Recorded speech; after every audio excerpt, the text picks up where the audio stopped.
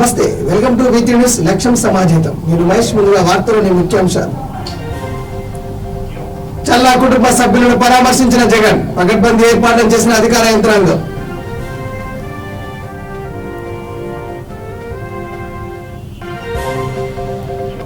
దేశభక్తి అంటే బీజేపీవే అనేలా ప్రధాని ప్రవర్తిస్తున్నారు. మోదీ దేశభక్తి నిర్మించుకోవాలని ఇతరుడు.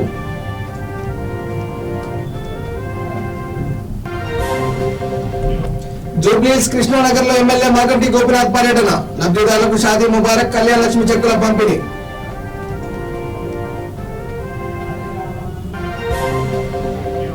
నాంపల్లిలో సెలెక్టెడ్ హిందీ పండిట్ అభ్యర్థుల ధర్నా, సెలెక్ట్ అయిన ఉద్యోగాలు భర్తీ చేయాలని డిమాండ్.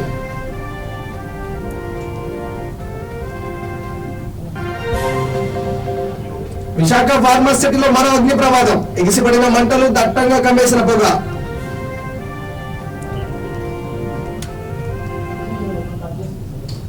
ఇక డీటెయిల్ చూస్తే ముఖ్యమంత్రి వైఎస్ జగన్మోహన్ రెడ్డి కర్నూలు జిల్లా అవుట్ చేరుకొని కరోనాతో ఇటీవల మృతి చెందిన దివంగత ఎమ్మెల్సీ చల్లా రామకృష్ణారెడ్డి కుటుంబ సభ్యులు పరామర్శించారు. సీఎం జిల్లా పర్యటన నేపథ్యంలో అధికార యంత్రాంగం పకడ్బందీ ఏర్పాట్లు చేసింది. కాగా చల్లా రామకృష్ణారెడ్డి హైదరాబాద్ లోని అపోలో ఆసుపత్రిలో చికిత్స పొందుతూ శుక్రవారం మృతి చెందిన విషయం తెలిసిందే. కాగా సీఎం పర్యటనలో జిల్లా ఇన్ఛార్జి మంత్రి అనిల్ కుమార్ యాదవ్, ఆర్థిక శాఖ మంత్రి బుగ్గన రాజేంద్రనాథ్ రెడ్డి, గుమ్మనూరు జయరాం, స్థానిక బనగానపల్లి ఎమ్మెల్యే కాటసాని రామరెడ్డి, శాసన మండలి విప్ కంగల ప్రభాకర్ రెడ్డి, పాణ్యం మాజీ శాసనసభ్యుడు బిర్జం పార్థసారథి రెడ్డి, బైరెడ్డి సిద్ధార్థ్ రెడ్డి ఉన్నారు.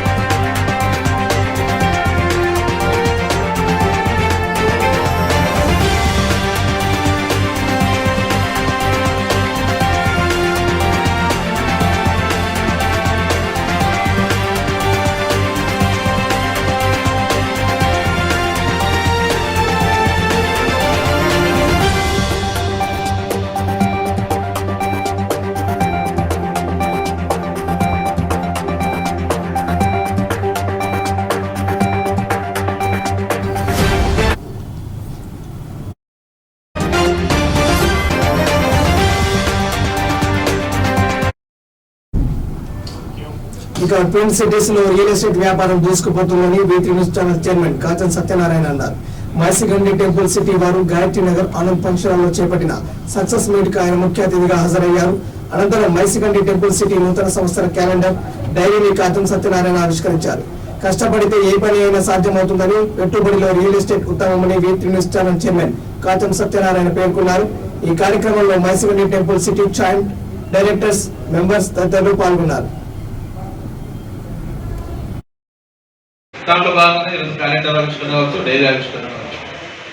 సార్ అది రొటీన్ కోర్స్, ప్రతి సంవత్సరం డైరీ ఆవిష్కరణ, క్యాలెండర్ తీసుకున్నటువంటి నిర్ణయం వెనుక వాళ్ళు చేసిన యొక్క ఆ టెంపుల్ సిటీ ఎక్కడైతే డెవలప్ చేస్తారో అక్కడ మార్కెటింగ్ లో చేరినటువంటి మిత్రుడు చక్కగా మాట్లాడారు. తను కుమార్ రమేష్, తను లండన్కి వెళ్ళి వచ్చినటువంటి మిత్రుడు కూడా అనేది తెలంగాణ ఉద్యమం పూర్తి స్థాయి. ఆ రోజు రియల్ ఎస్టేట్ చాలా కుంటుపడి ఆంధ్ర పెత్తందారులు ఎవరైతే ఉన్నారో తెలంగాణ రాష్ట్ర ప్రజల మీద కానీ, తెలంగాణలో ఉన్నటువంటి రియల్ ఎస్టేట్ వ్యాపార రంగం మీద కానీ ఒక ముద్ర వేస్తుంది.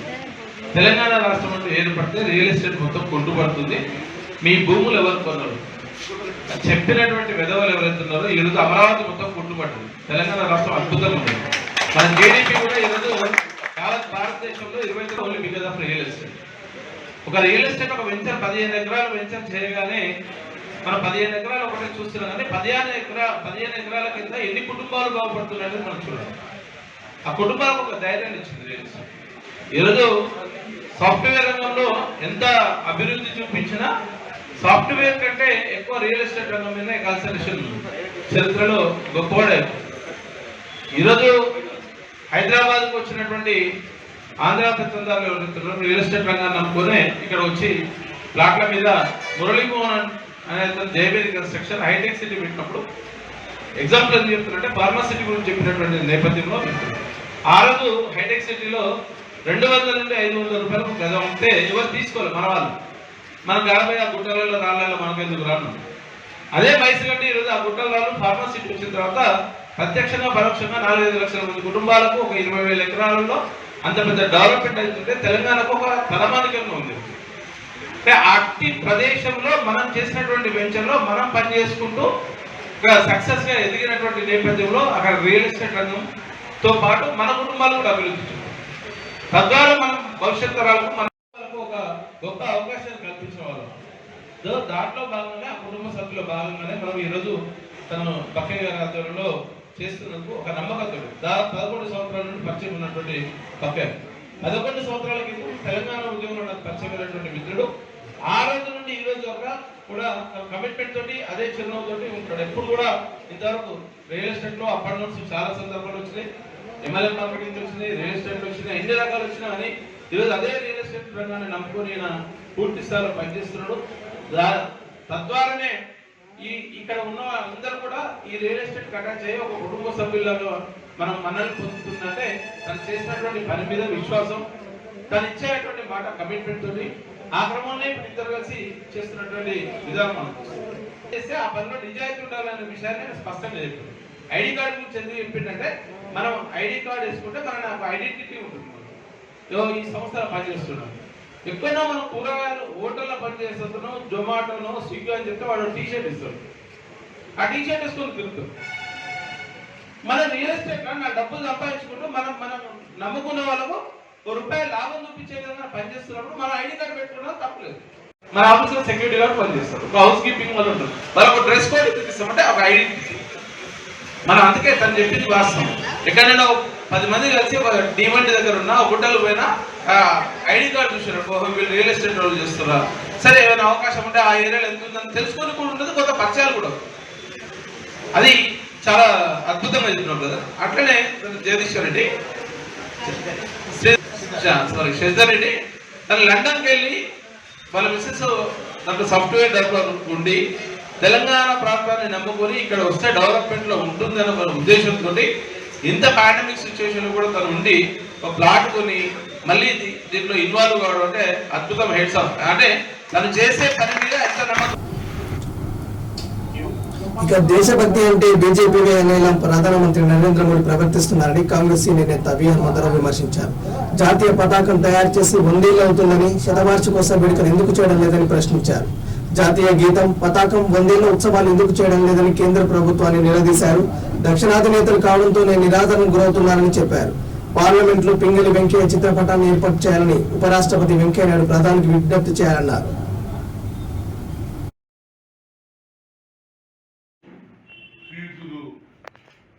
నరేంద్ర మోడీ గారు భారతదేశంలో నేనే దేశభక్తి, అసలు బీజేపీ అంటే దేశభక్తి, మన్ కీ బాత్ ఆయన చెప్పినట్టే వినాలి, గతంలో చేసిన చరిత్ర మాత్రం ఆయనకు జ్ఞాపకాలు రావు. దానివల్లనే ఇవాళ నాకు ఒక ఆలోచన కలిగింది.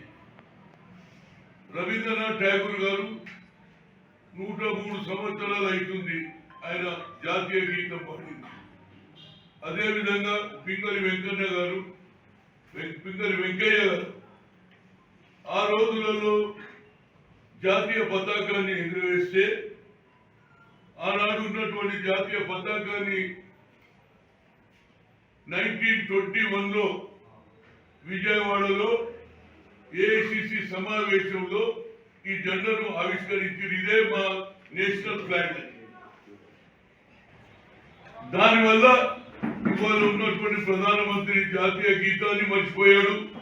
అంటే సెంటరీ సెలబ్రేషన్ చేయాలనే ఆలోచన లేదు ఆయనకు. అదేవిధంగా జాతీయ పతాకం తయారు చేసి పింగళి వెంకయ్య గారి పతాకం 100 సంవత్సరాలు అవుతుంది. లాస్ట్ ఇయర్ ఏప్రిల్ 1 ఏది 2020లో ఏప్రిల్ 1 అయింది. 2020 అయిపోయింది, 21 మళ్ళా ఏప్రిల్ వస్తున్నది. అంటే 101 సంవత్సరంలో అడుగు పెడుతున్నటువంటి జాతీయ జెండాను కూడా మా ప్రధానమంత్రి గారికి గుర్తు వస్తలేదు. అందుగురించి ఇవాళ నాకు ఒక ఆలోచన కలిగింది. జాతీయ గీతం, జాతీయ పతాకాన్ని 100 ఏళ్లు నిండిన వార్షికోత్సవాలు ఏమైనాయి, వాటి స్మారకాలు ఏమైనాయి? మీకు పార్లమెంట్ బిల్డింగ్ కాల పరిమితి మాత్రమే గుర్తుందా? మీకు నార్త్ ఇండియా లేదు కనుక గుర్తుందా? జాతీయ పతాక, జాతీయ గీతాల చరిత్ర, సౌత్ ఇండియా చరిత్రలు కనుక గుర్తు లేదా? అందుకే నా పార్లమెంట్ లో పింగల్ గారి అల్లూరి సీతారామ ఫ్రీడమ్ జూబ్లీహిల్స్ నియోజకవర్గంలో ఎమ్మెల్యే మాగంటి గోపినాథ్ సుడిగాలి పర్యటన చేశారు. యూసఫ్గూడ డివిజన్ కృష్ణానగర్ లో పర్యటించిన ఆయన 9 మంది లబ్ధిదారులకు షాదీ ముబారక్, కళ్యాణ లక్ష్మి చెక్కులను పంపిణీ చేశారు. నిరుపేదల లక్ష్యంగా సీఎం కేసీఆర్ పనిచేస్తున్నారని ఎమ్మెల్యే మాగంటి గోపినాథ్ చెప్పారు. ఈ కార్యక్రమంలో ఆర్ఐ విజయుడు, మొహమ్మద్ అజారుద్దీన్, స్థానిక కార్పొరేటర్ రాజ్ కుమార్ పటేల్, నర్సింగ్ దాస్, సంతోష్, కళ్యాణి తదితరులు పాల్గొన్నారు.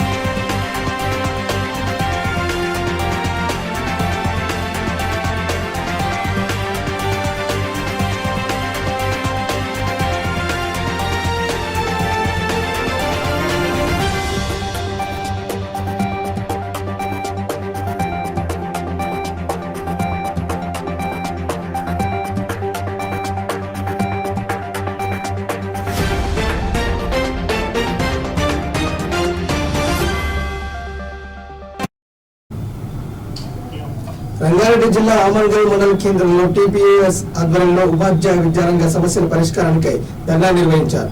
ఈ కార్యక్రమానికి ముఖ్య అతిథిగా ఎమ్మెల్సీ రామచంద్రరావు విచ్చేసి ప్రభుత్వ ఉద్యోగోపాధ్యాయులు విద్యాశాఖ పట్ల తెలంగాణ ప్రభుత్వ వ్యతిరేకతను సహించమని తెలిపారు. విద్యారంగంలో నెలకొన్న సమస్యలపై వెంటనే స్పందించి ప్రభుత్వ ఉపాధ్యాయ సమస్యలు పరిష్కరించాలని ఎమ్మెల్సీ రామచంద్రరావు డిమాండ్ చేశారు. ఈ కార్యక్రమంలో బీజేపీ రాష్ట్ర కార్యవర్గ సభ్యులు Kande Hariprasad, municipal chairman Rampal, vice chairman Durgaiah, TPS నాయకులు శ్రీనివాసరెడ్డి, పురుషోత్తం, ప్రధాన ఉపాధ్యాయులు శ్రీధర్, ప్రభుత్వ ఉపాధ్యాయ ఉద్యోగులు తదితరులు పాల్గొన్నారు.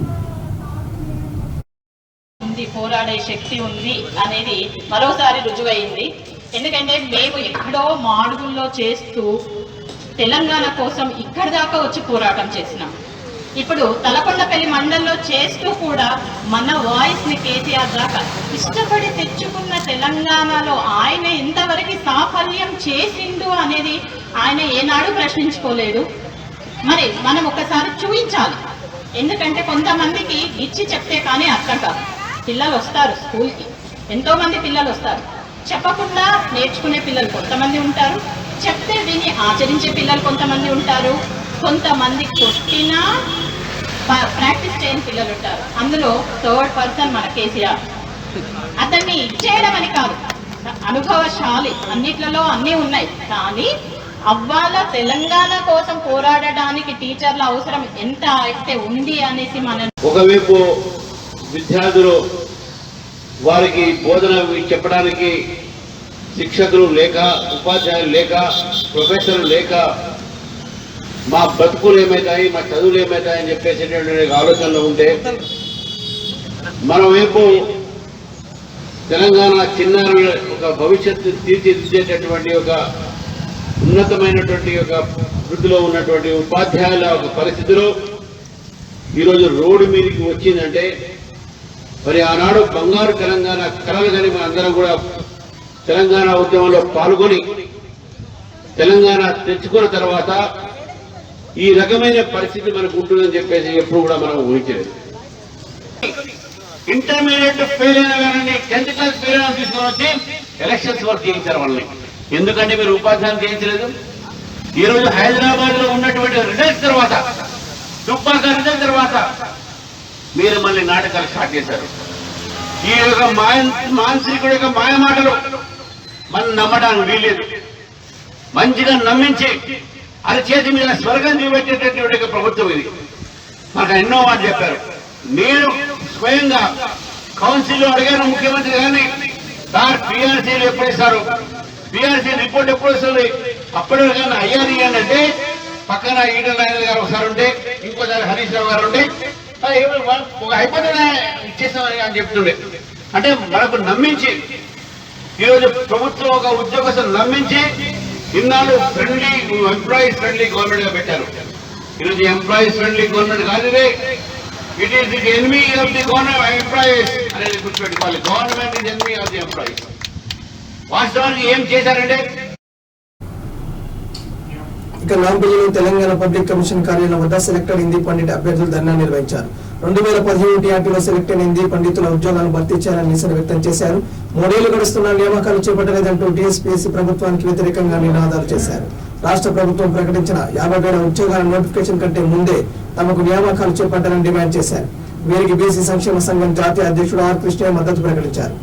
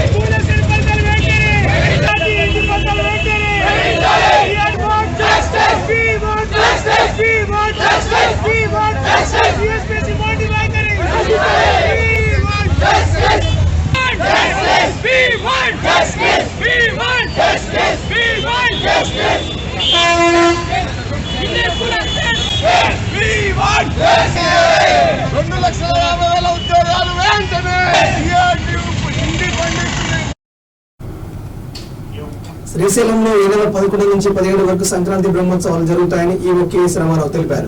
ఆర్జిత సేవలను నిలుపుదల చేస్తున్నామని, అభిషేకము కుంకుమార్చన యథావిధిగా కొనసాగుతుందన్నారు. ఉత్సవాల ఏర్పాట్లపై దేవస్థానం పరిపాలన భవనంలో ప్రధాన అర్చకులు, స్థానాచార్యులు, అన్ని విభాగాల అధికారులు, పర్యవేక్షకులతో సమీక్ష నిర్వహించారు. కోవిడ్ నిబంధనలు పాటిస్తూ ఉత్సవ రోజుల్లో స్వామి అమ్మవార్ల కైంకర్యాలను ఎలాంటి లోటు లేకుండా జరిపించాలని ప్రధాన అర్చకులు, స్థానాచార్యులు చెప్పారు.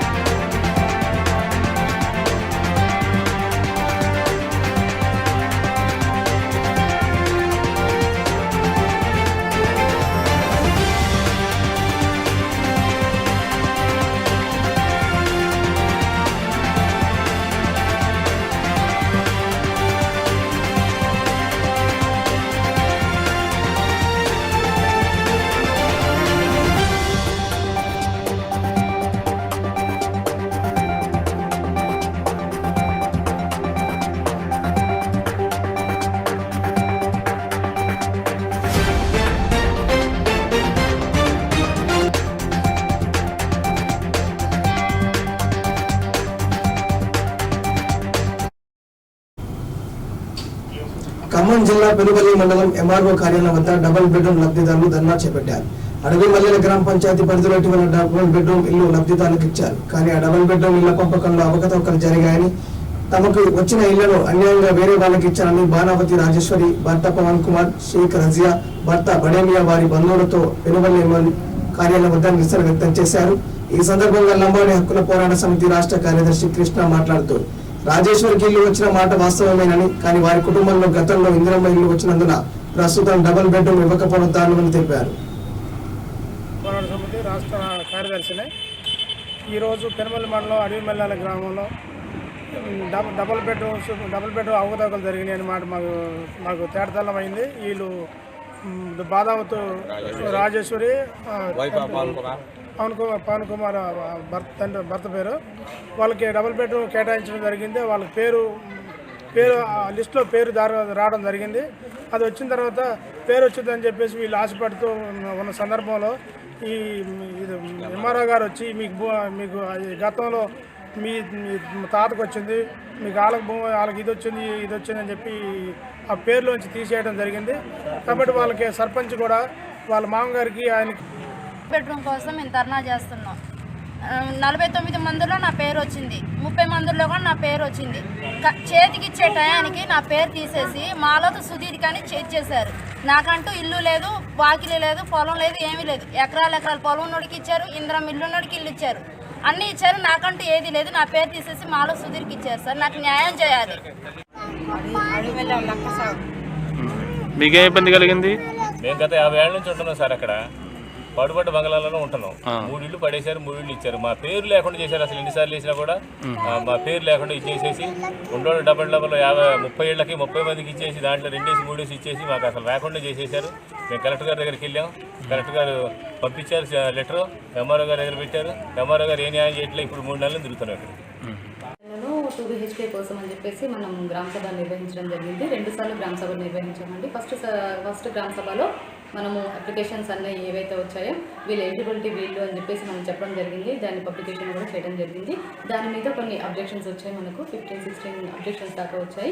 అబ్జెక్షన్స్ అన్నిటిని కూడా మనము మళ్ళీ ఇంకోసారి ఎంక్వైరీ చేసుకొని మళ్ళీ ఫైనల్ లిస్ట్ తయారు చేసుకొని 10th నాడు మరి మనం అక్కడ ఫైనల్ గ్రామ సభ నిర్వహించడం జరిగింది. ఆ ఫైనల్ గ్రామ సభ నందు కూడా మనం లిస్టు అందరికీ బిఫోర్ లాటరీ లిస్టు మొత్తం కూడా గ్రామ సభ నందే మనం చదివి వినిపించడం జరిగింది. ఆ చదివి వినిపించినటువంటి ఏది పేర్లలో ఈ బాధావత్ రాజేశ్వరి ఇప్పుడు ఏదైతే ఎలిగేషన్ చేస్తుందో ఆ బాధావత్ రాజేశ్వరి అనే ఆవిడ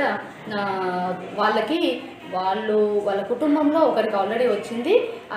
అలాగే వాళ్ళ అత్తమామకి ఇందిరమ్మ ఇల్లు కూడా శాంక్షన్ అయింది. కాబట్టి ఒకే కుటుంబంలో మళ్ళీ వీళ్ళకు కూడా శాంక్షన్ చేస్తే వీళ్ళకు కూడా డబుల్ బెడ్రూమ్ అవుతుంది అని చెప్పేసి ఒకే కుటుంబంలో అందరూ లబ్ధి పొందుతున్నారు. కాబట్టి అబ్జెక్షన్ అనేది రేజ్ చేస్తున్నారండి. ఆ అబ్జెక్షన్ని మనం తీసుకోవడం జరిగింది. రంగారెడ్డి జిల్లా శంషాబాద్ మున్సిపాలిటీ పరిధిలోని రాళ్లగూడ రాజాగుల కల్పలో దారుణం చోటు చేసుకుంది. మైనర్ బాలికపై పూల వ్యాపారి సకత్ సతీష్ అనే కామాంధుడు సంవత్సరం నుంచి లైంగిక దాడికి పాల్పడుతున్నాడు. విషయం తెలుసుకున్న బాలిక తల్లిదండ్రులు శంషాబాద్ పోలీసులకు ఫిర్యాదు చేశారు. ఫిర్యాదు అందుకున్న Shamshabad airport ACP Bhaskar POCSO చట్టం 376 సెక్షన్ కింద కేసు నమోదు చేసి నిందితుని రిమాండ్ తరలించారు.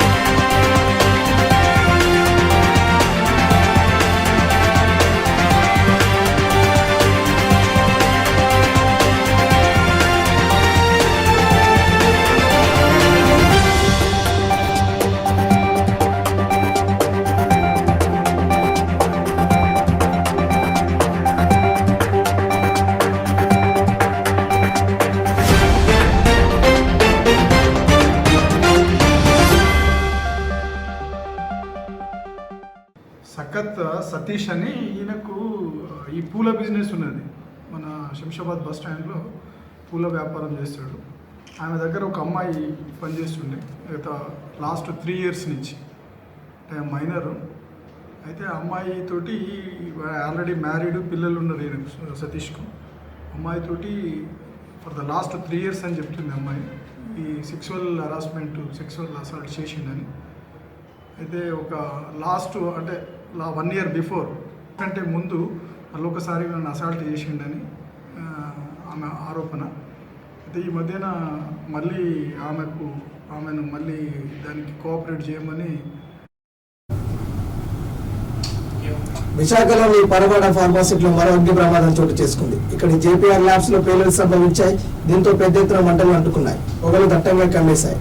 ప్రమాద సమయంలో కంపెనీలో 20 మంది కార్మికులు విధుల్లో ఉన్నారు. సమాచారం అందుకున్న వెంటనే ఘటనా స్థలానికి చేరుకున్న అగ్నిమాపక సిబ్బంది మంటలను అదుపు చేశారు.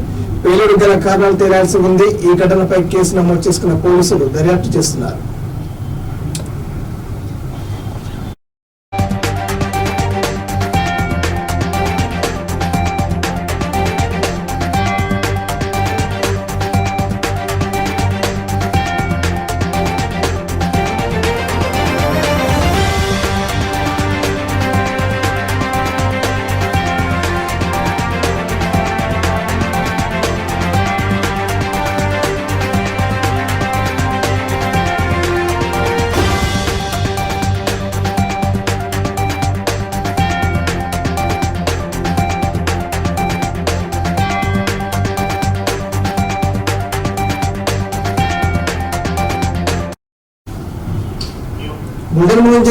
మరోసారి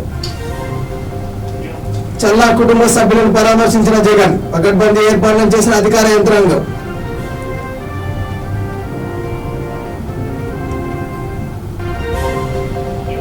దేశభక్తి అంటే బీజేపీవే అనేలా ప్రధాని ప్రవర్తిస్తున్నారు. మోదీ దేశభక్తి నిరూపించుకోవాలని వే చేతడు.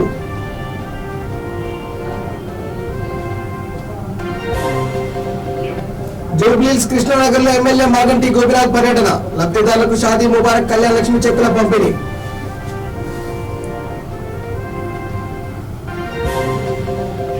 నాంపల్లిలో సెలెక్టెడ్ హిందీ పండిట్ అభ్యర్థుల ధర్నా. సెలెక్ట్ అయిన ఉద్యోగాలను భర్తీ చేయాలని డిమాండ్.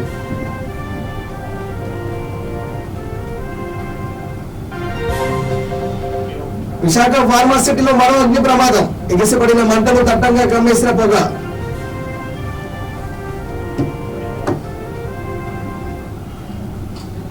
ఇవి bulletin updates. Keep watching వీటీ news. లక్ష్యం సమాజం. నమస్కారం.